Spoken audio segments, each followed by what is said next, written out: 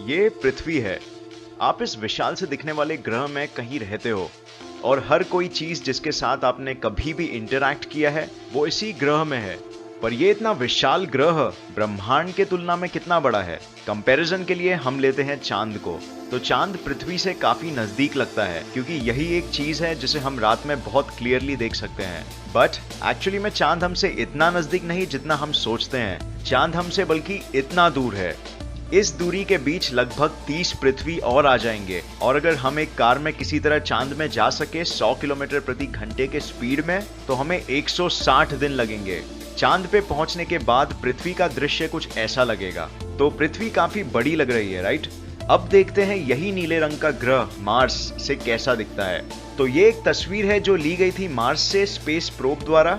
ये छोटा सा डॉट जो आप देख रहे हैं वो है हमारी पृथ्वी, जो ऐसी दिखती है मार्स के सतह से।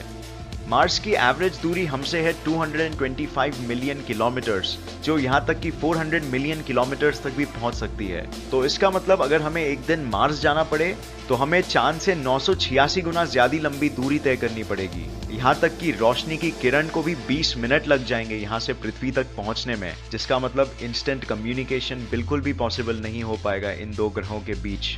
अगर हम थोड़ा और दूर जाएं तो हम ढूंढ सकते हैं वॉयेजर 1 स्पेस प्रोब को, जो अब तक का इंसान द्वारा बनाया गया सबसे दूर उड़ने वाला स्पेसक्राफ्ट है। इसकी दूरी हमारे पृथ्वी से 138 एस्ट्रोनॉमिकल यूनिट्स है, जहां एक एस्ट्रोनॉमिकल यूनिट होता है पृथ्वी से सूरज का डिस्टेंस।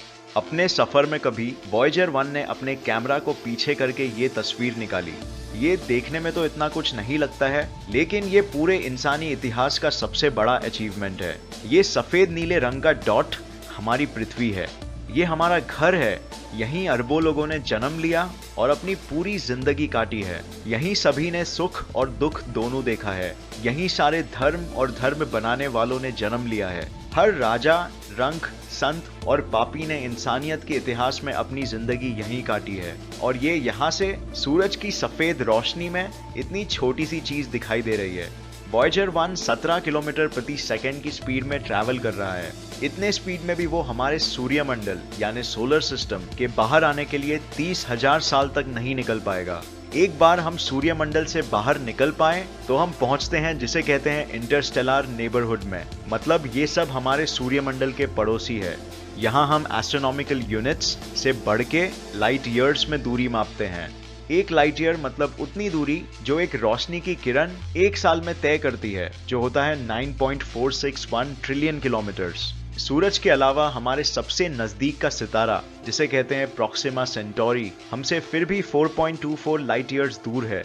अगर वॉयेजर 1 स्पेसक्राफ्ट उसकी ओर बढ़ने लगा तो उसे 70,000 साल लगेंगे उस स्पीड में वहां तक पहुंचने में। अगर हम थोड़ा और जूम आउट करते हैं तो हम देख सकते हैं पूरे मिल्की वे गैलेक्सी को। इसके ही अंदर हमारी पृथ्वी है। ये पीला डॉट हमारे रेडियो ब्रॉडकास्ट सिग्नल का रेंज है, जिसका मतलब कोई भी एलियंस अगर ये रेंज के बाहर है तो उन्हें इंसानों की मौजूदगी का कभी भी पता नहीं चल पाएगा। हमारा पूरा गैलेक्सी एक कोने से दूसरे कोने तक 1 लाख लाइट ईयर्स बड़ा है। यहाँ लगभग 10,000 करोड़ सितारे और 10,000 करोड़ प्लैनेट्स है। लेकिन आप इन सबको रात में कभी नहीं देख पाओगे, क्योंकि 99% सितारे जो आप रात में देख सकते हो वो सिर्फ इतने छोटे से एरिया के अंदर होता है। लेकिन ये इतना विशाल गैलेक्सी कुछ भी नहीं है उसकी तुलना में, जिसका ये भी एक भाग है। जूम आउट करने पे हम देख सकते हैं जिसे कहते हैं लोकल ग्रुप ऑफ गैलेक्सीज। ये हमारे आसपास स्पेस का एक ऐसा हिस्सा है जो एक कलेक्शन है 54 अलग गैलेक्सीज का, जो फैले हुए हैं 1 करोड़ लाइट ईयर्स की दूरी तक। बट और जूम करने पे हम देख सकते हैं वर्गो सुपर क्लस्टर को, जिसका लोकल ग्रुप एक बहुत ही छोटा सा हिस्सा है। यहाँ एक कोने से दूसरे कोने तक दूरी 11 करोड़ लाइट ईयर्स है। बट ये इतना बड़ा सुपर क्लस्टर भी एक रेती भर का दाना है बड़े लैनिकिया सुपर क्लस्टर का, जो हमारे गैलेक्सी जैसे 1 लाख और गैलेक्सीज का घर है। यहाँ दूरी एक कोने से दूसरे कोने तक चौंकाने वाली 52 करोड़ लाइट ईयर्स है। बट यहाँ से भी अगर हम जूम आउट कर सके पूरे ऑब्जर्वेबल यूनिवर्स तक, तो हम देख सकते हैं कि टाइटैनिक लैनिकिया सुपर क्लस्टर भी एक बहुत ही छोटा सा भाग है ब्रह्मांड के वो हिस्से का जिसे हम आज तक देख पाए हैं। ये है ऑब्जर्वेबल यूनिवर्स और इसके अंदर वो सब कुछ है जहां तक हम आज देख पाए हैं। यहाँ पे कम से कम 2 लाख करोड़ गैलेक्सीज है और इन सब गैलेक्सीज में मिलजुल के इतने सितारे हैं जितने रेती के दाने पृथ्वी में भी नहीं है।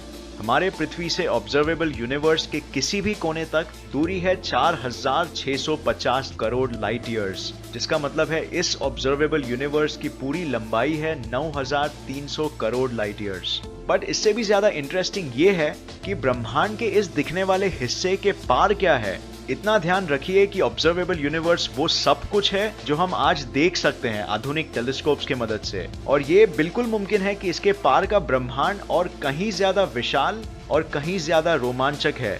हम इसके बारे में सोच भी नहीं सकते कि आगे और क्या क्या हो सकता है, क्योंकि उतनी दूर से रोशनी आज तक हमारे पृथ्वी तक कभी पहुंच ही नहीं पाई और शायद कभी पहुंच भी नहीं पाएगी, क्योंकि हमारे ब्रह्मांड का विस्तार यानी यूनिवर्स एक्सपैंड हो रहा है रोशनी से भी तेज गति से। तो इसका मतलब साफ है कि अगर इंसान करोड़ों सालों तक और भी टिक जाए, लेकिन ब्रह्मांड में ऐसी कई जगह होगी जो हमेशा हमसे छुपी ही रह जाएगी, चाहे हम उन्हें ढूंढने की कितनी भी कोशिश कर लें। कॉस्मिक इन्फ्लेशन थियरी के कैलकुलेशंस के हिसाब से पूरा यूनिवर्स 150 सेक्सटिलियन गुना बड़ा हो सकता है ऑब्जर्वेबल यूनिवर्स के कंपैरिजन में। ये नंबर कुछ इस तरह दिखता है, ध्यान से देखिए इस नंबर को, इसमें इतने जीरोस है कि आप बिल्कुल चौंक ही जाओगे। कंपैरिजन के तौर पे अगर आप सोच सके कि ऑब्जर्वेबल यूनिवर्स एक फुटबॉल के साइज का है, तो पूरा यूनिवर्स उसके सामने हमारे पृथ्वी के साइज के बराबर होगा। बस सोचिए कि हम रह रहे हैं एक फुटबॉल के अंदर और हमें कोई भी आइडिया नहीं है कि हमारा ब्रह्मांड इतना विशाल है। बट इससे हमें घबराना नहीं चाहिए, इसके विपरीत हमें यह सोचना चाहिए कि इस विशाल ब्रह्मांड में हमारे लिए कितना कुछ है आगे खोज करने के लिए। तो ये वीडियो देखने का बहुत शुक्रिया। उम्मीद है आपको ये वीडियो पसंद आया और उससे नया कुछ जरूर सीखने मिला। तो आपकी क्या राय है इस विशाल ब्रह्मांड के बारे में?